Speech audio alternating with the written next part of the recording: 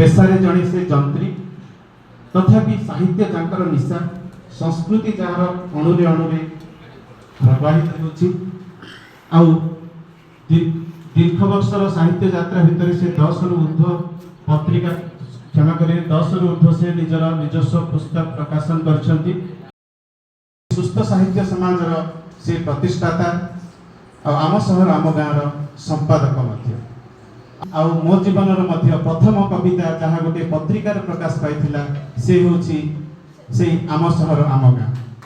तो से महानुभव ठारू प्रथम थर पर मो जीवन साहित्य पुरस्कार लाभ कर वर्तमान सुधा मुझे साहित्यिक रखी आउ सी आउ कहीं नुहति आमर प्रिय श्रीजुक्त लक्ष्मी नृसिंह रथ साहब अनुरोध करी से आसन अलंकृत करेंगे आज मुख्य अतिथि दायित्व तुलाइबे।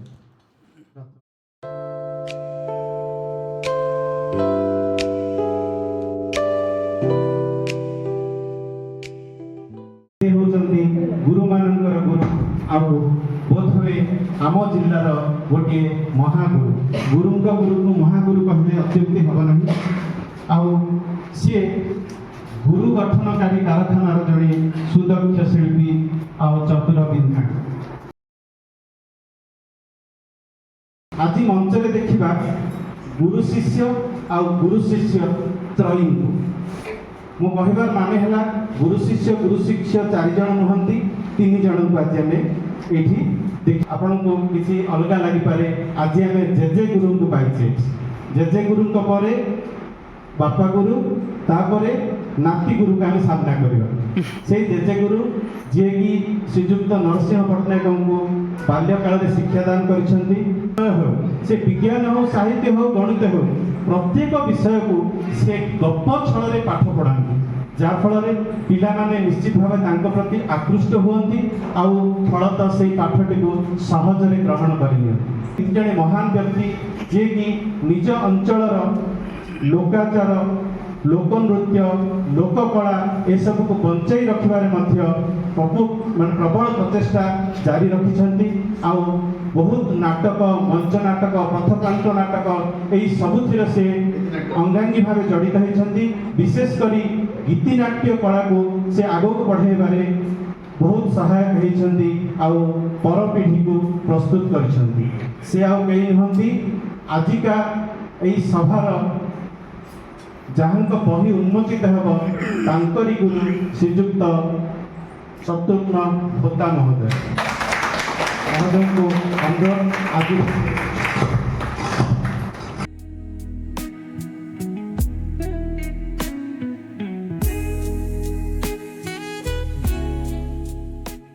युवा लेखक साहित्य संगठक आउ कवि तथा केवल गोटे चाह कप भली कविता संकलन जी आमको भेटी देछन्ती आउ सी एबे कहउथिली कल्याण सिंहपुर कटक हो कोरापुट कलाहांडी सब जगह से आज युव लेखक लेखिका निकट में सुपरिचित आउ से आम रायगढ़ माटी बहुत गर्वित आउ सी बहुत सुंदर कविता लिखती किंतु निजक कवि बोली प्रचार प्रसार करिबारे टिके कुंठा करती आउ सब बेले निजक अकवि बोली कही आउ तांको कवितार शीर्षक अधिकांश कवितार शीर्षक थाए कविता निजको कवि बा अकवि बोली कही किंतु से कवितार जो गूढ़ तत्व थाए पढ़िबा लोक ही जानि परिबो सेमिति जणे खांटी सुनार मनीष आउ सी विवेकानंद लोक साहित्य संसद रायगढ़ शाखार जिला साहित्य लोक प्रमुख राष्ट्रीय कवि संगम रायगढ़ जिला संयोजक संप्रति आम रायगढ़ गोटे स्वतंत्र साहित्य संगठन मुक्ताकाश साहित्यर से प्राण प्रतिष्ठाता मु अनुरोध करी आज अन्यतम अतिथि श्रीजुक्त श्रीधर पट्टनायक महोदय को अनुरोध उपवेशन करने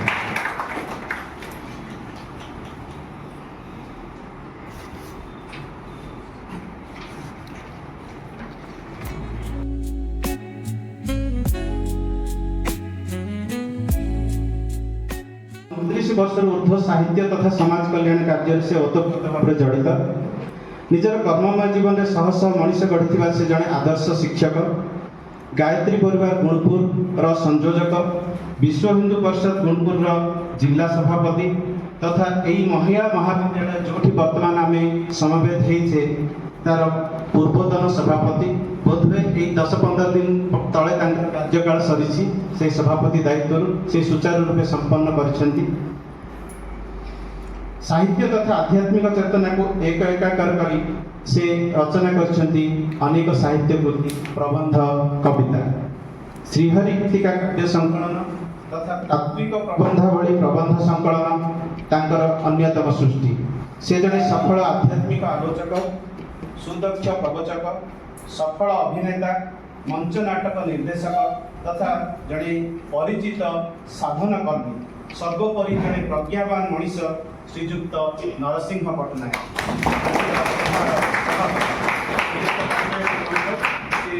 प्रोफेशन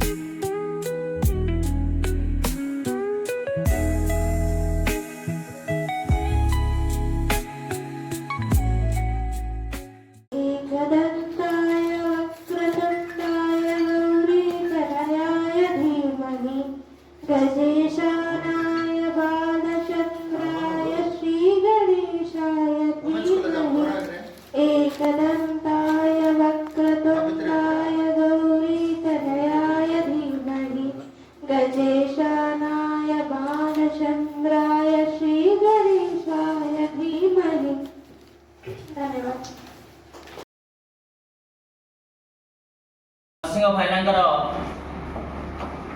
व्यंग बोधे भल लगुला कि प्रबंध भितर से एमती मजी जाते आम 3 दिन तले ही जानिलु जे प्रबंध प्रज्ञा द्वितीय मानस कन्या आज उन्मोचन हम। वास्तविक आशा करी प्रभु जगन्नाथ निकट में ये प्रार्थना करी ये द्वितीय संतान निश्चित पाठक गहन आदृत हो एवं प्रावधिक जो परिश्रम फल निश्चय सार्थक हो ये आशा ये भरोसा निश्चित रूप रखी से जगन्नाथ निकट बर्तमान द्वितीय मानस कन्या प्रबंध प्रज्ञा आ खूब कम समय भितर आपण मान सम्मुख में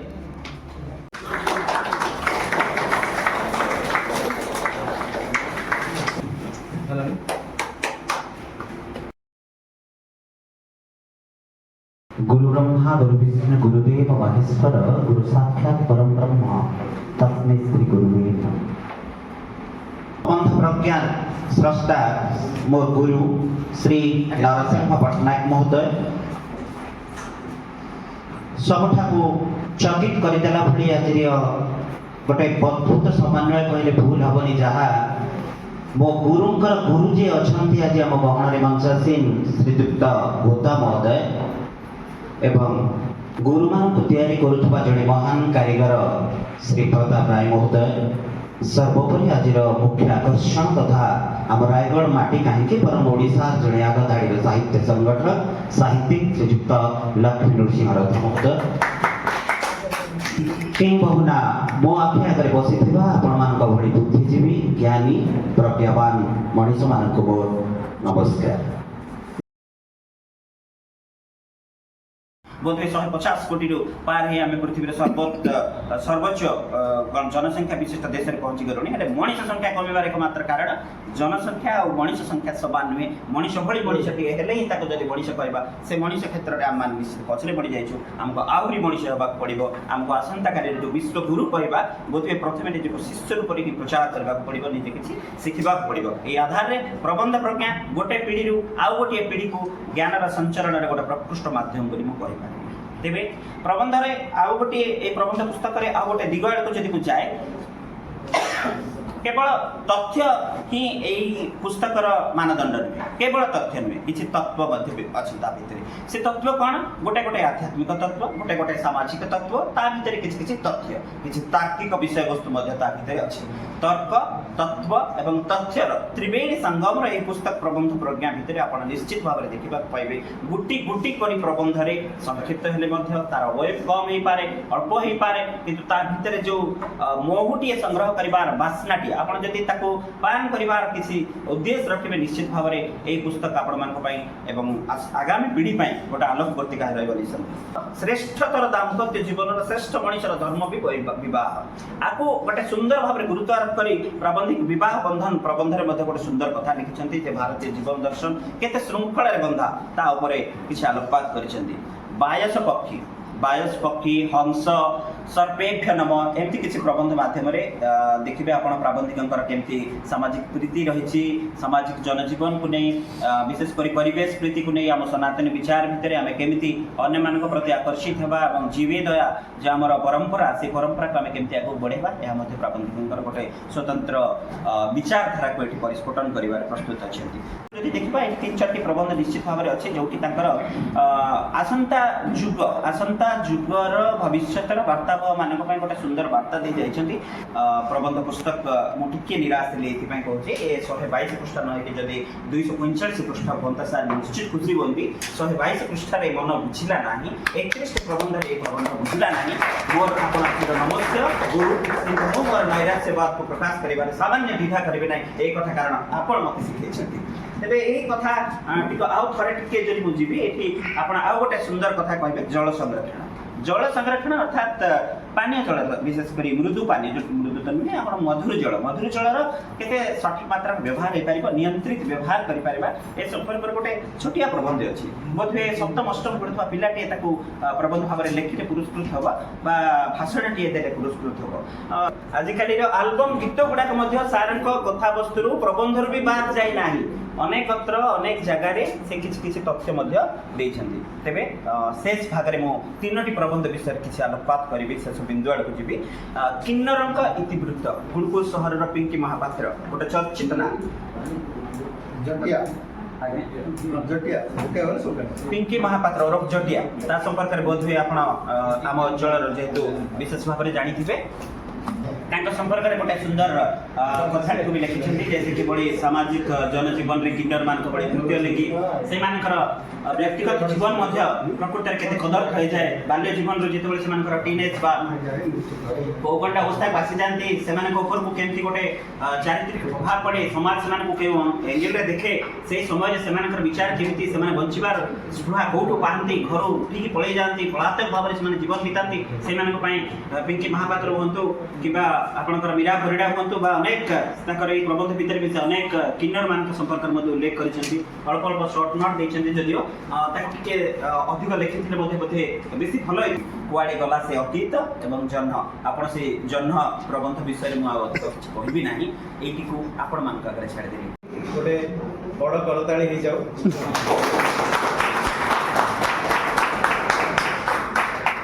गोटे कथा कहबी श्रीधर पट्टनायक जे आपण आगे उपस्थापन करुले प्रबंध प्रज्ञा पुस्तकर समीक्षा आपण मैंने जाना सी दीर्घ 4 दिन है पूरा असुस्थ गतकाली से डाक्तर पाखु जाइए औषध खाई किसी प्रबंधर कोट नेले उदाहरण नेले बा उद्धृति नेले सेगुड़ाक एमती बछा बछा जिनिस नेले सी जे जेकोसी श्रोता शुणिला परे ए बहीटा को निश्चित भाव में पढ़ाई आग्रही हम ही हम आउ खोलिकी निश्चित भाव में पढ़ब यही आशा मुझे निश्चित भाव में आपण पाखे रखी धन्यवाद श्रीधर भाई यही क्रम आज आमर मुख्य अतिथि श्रीजुक्त लक्ष्मी नृसिंह रथ सार को अनुरोध करी सी निजर वक्तव्य रखा श्रीधर बाबू जो अनाग्रह कहीगले जहाँ आकर लिफलेट कह छपे मन मैंने पढ़ी कहले निजे भी वीडियो तेणु बही आगे जब कहते खुशी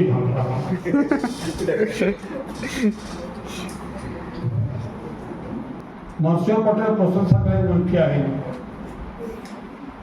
କିନ୍ତୁ ତାଙ୍କର ଯେ ବହି ପ୍ରବନ୍ଧ ପ୍ରଜ୍ଞା ହେଉ ତାତ୍ତ୍ୱିକ ପ୍ରବନ୍ଧ ହେଉ ଏହି ଦୁଇଟି ବହିରୁ ମୁଁ ଅନୁଭବ କରୁଛି ପ୍ରବନ୍ଧ ଲେଖିବା ମୋ ମଧ୍ୟରେ ସହଜ କଥା ନୁହେଁ। ମୁଁ ବି ଜଣେ ଲେଖକ। ପ୍ରଥମ ପ୍ରାବନ୍ଧିକ ଓଡ଼ିଶାର ପାଲାଖେଳ ଲୋକ ଶ୍ୟାମ ସୁନ୍ଦର ରାଜଗୁରୁ ପ୍ରଥମ ପ୍ରାବନ୍ଧିକ ତାଙ୍କ ପ୍ରବନ୍ଧ ଭାବେ ପଢ଼ିଛି ଆଉ ଆପଣ ନିଜେ ପଢ଼ିବେ ଜାଣିବେ ସମାଜ ଶୃଙ୍ଖଳିତରେ ପଢ଼।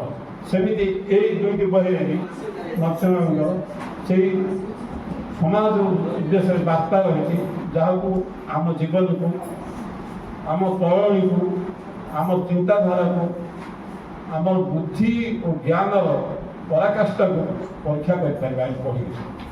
ଏତିକିରେ ମୁଁ ମୋର ବାଣୀକୁ ବିରାମ ଦେଉଛି। ଆପଣଙ୍କୁ ଧନ୍ୟବାଦ। ବହୁତ ବହୁତ ଧନ୍ୟବାଦ ସାର୍। ଆପଣଙ୍କର ସ୍ୱଳ୍ପ ଅଭିଭାଷଣରେ ଏଇ ଗୁଣପୁର ମାଟି ଆପଣଙ୍କୁ କେମିତି ସମୃଦ୍ଧ କରିଛି ସେଇଟା ଉପସ୍ଥାପନ କଲେ। ତା ସହିତ ଶ୍ରୀଯୁକ୍ତ ପଟ୍ଟନାୟକଙ୍କର ପ୍ରବନ୍ଧ କେମିତି ତତ୍ତ୍ୱ ଆଧାରିତ, ଆଉ ତତ୍ତ୍ୱ ନଥିଲେ ପ୍ରବନ୍ଧ ଲେଖି ହୁଏ ନାହିଁ ସେ କଥା ଜଣାଇଦେଲେ।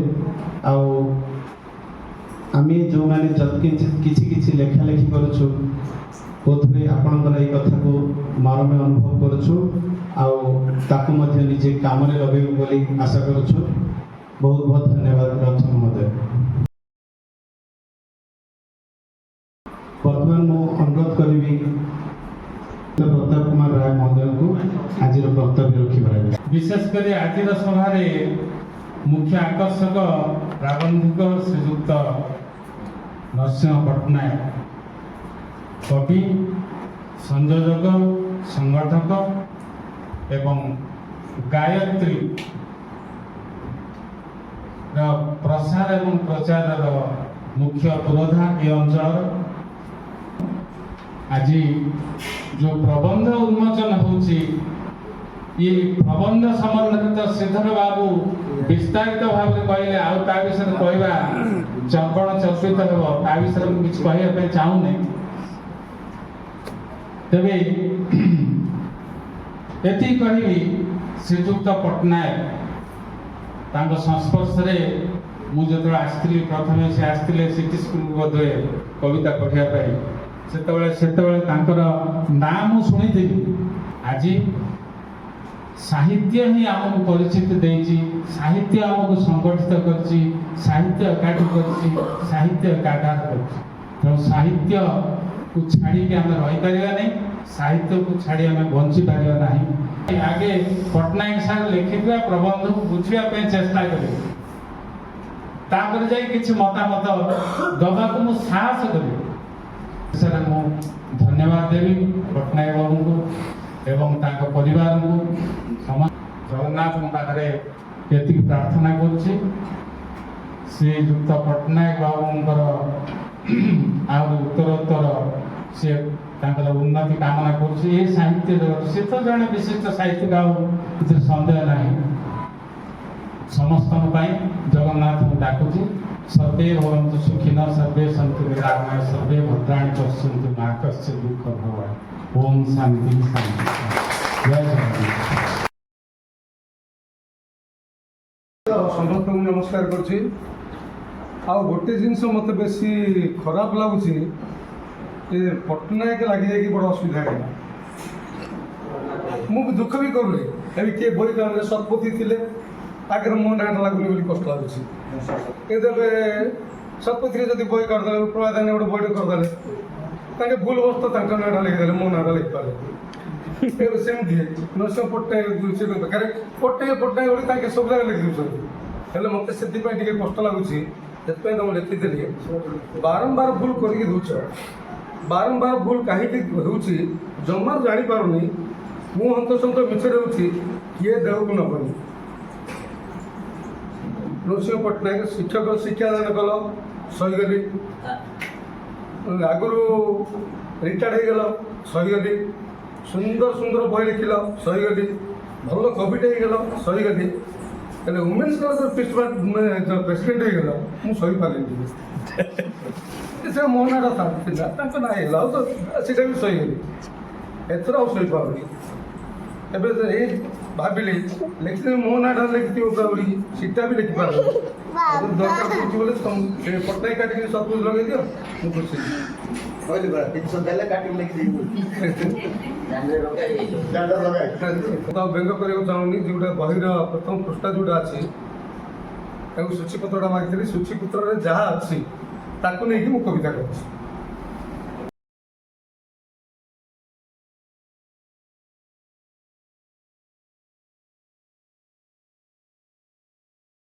সমগ্র সাহিত্যକୁ ତିନି ଭାଗରେ ବିଭକ୍ତ କରାଯାଇଛି ଯାହାର ନାଁ ଦିଆଯାଇଛି ପ୍ରଜ୍ଞା ବା ଅନ୍ତଃକୋଳ ପ୍ରଜ୍ଞାନ ବ୍ରହ୍ମ ଭଗବାନଙ୍କୁ ପ୍ରଜ୍ଞାନ ବ୍ରହ୍ମ ବୋଲି କହନ୍ତି। ତେଣୁ ମୋର ସେମିତି ଇଏ ହେଉଛି ଇଏ ଆଉ ଗମ୍ଭୀର ଏମାନେ ମୋର କେତେ ଆଦର୍ଶ ମୋ ପାଇଁ ଅଧିକାଂଶ ଆଦର୍ଶ ଛାତ୍ରକୁ ମୋ ଜୀବନରେ ପାଇଛୁ ଯେଉଁମାନେ କି ବଡ଼ ବଡ଼ ପର୍ବରେ ପ୍ରତିଷ୍ଠିତ ହୋଇଛନ୍ତି ଭଗବାନଙ୍କ ଆଶୀର୍ବାଦ ଦେଉ ସମସ୍ତେ ସାହିତ୍ୟ ସାଧନା କରିକି ସମାଜର ଉପକାର କରନ୍ତୁ। ଜୟ ଜଗନ୍ନାଥ। ସଭାପତିଙ୍କୁ ଅନୁରୋଧ ସେ ଯେମିତି ସଂକ୍ଷେପରେ ନିଜର ଅଭିଭାଷଣ ରଖିବା।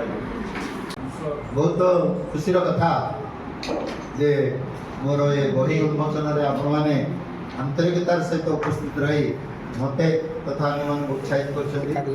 ପ୍ରଥମ ବହି 2019ରେ ଉନ୍ମୋଚନ ହେଇଥିଲା। ତା ପରଠୁ ପ୍ରଚେଷ୍ଟା ଜାରି ରହିଲା। ଅନେକ ସାହିତ୍ୟିକ ବନ୍ଧୁ ସାର୍ ଦ୍ୱିତୀୟ ବହି କେବେ ମୋତେ ପଚାରନ୍ତି। ସେଇ ପ୍ରୋତ୍ସାହନ ମୋତେ ଆଗକୁ ନେଇ ଆସିଲା ଏବଂ ଦ୍ୱିତୀୟ ବହିଟି ପ୍ରସ୍ତୁତ କରିବା ପାଇଁ ଦୀର୍ଘ 6 ବର୍ଷ ଲାଗିଗଲା। ବୁଝିଲେ କି ବୟସର ଅପରାହ୍ନ ଏବଂ ସ୍ପୃହା ସ୍ନେହ ଶ୍ରଦ୍ଧା କମି କମି ଆସିଲାଣି। ଯାହା ହଉ ଆପଣମାନଙ୍କର ସହଯୋଗ ସାହାଯ୍ୟ ଆଶୀର୍ବାଦରୁ ଦ୍ୱିତୀୟ ବହି ଲେଖିଲି ଏବଂ ଏ ଉନ୍ମୋଚନ କାର୍ଯ୍ୟକ୍ରମକୁ ସମସ୍ତେ ଆସି ମୋତେ ଉତ୍ସାହିତ କରିଛନ୍ତି। ତେଣୁ ଅନ୍ତରରୁ ଧନ୍ୟବାଦ। ପ୍ରଥମ କଥା ମୋର ଗୁରୁଙ୍କ ସମ୍ବନ୍ଧରେ ତ ବିମଳ କିଛି କହିଲା ଆଉ ମୁଁ ଆଉ ଅଧିକ ଆଉ କିଛି କହିବିନି। ଏକାଧାରରେ ସେ ଜଣେ ସବୁ କିଛି ପାଇଛି ତାଙ୍କର ଛୋଟ ବହିଟି। ଛୋଟବେଳେ ସିଏ ରାତିରେ ଘରକୁ ନ ଯାଇକି ସ୍କୁଲରେ ରହିକି ଆମକୁ ପାଠ ପଢ଼େଇଛନ୍ତି ବିନା ପଇସାରେ। ଏମିତି ବ୍ୟକ୍ତିତ୍ୱ ବୁଝିଲେ କି ବର୍ତ୍ତମାନ ବିରଳ। ଟ୍ୟୁସନ୍ କରନ୍ତି ପଇସା ନିଅନ୍ତି ଏବଂ ନାଟ ଶିଖେଇଛନ୍ତି। ସେ ନାଟ ଶିଖେଇକି ଗୀତ ନାଟର ମୁଁ ଡାଇରେକ୍ଟର ତାଙ୍କର ପ୍ରରୋଚନାରୁ ତାଙ୍କର ଶିକ୍ଷଣରୁ ମୁଁ ସେ ଉପଲବ୍ଧି ପାଇଛି। ତେଣୁକରି ସିଏ କଥା କହିପାରୁନାହାନ୍ତି ଏବଂ ଚାଲି ବି ପାରିବା କଷ୍ଟ। ତଥାପି ମୋର ଅନୁରୋଧକୁ ରକ୍ଷା କରି ଆସିକି ମଞ୍ଚାସୀନ ହେଲେ ମୁଁ ନିଜକୁ ବହୁତ ଗର୍ବ।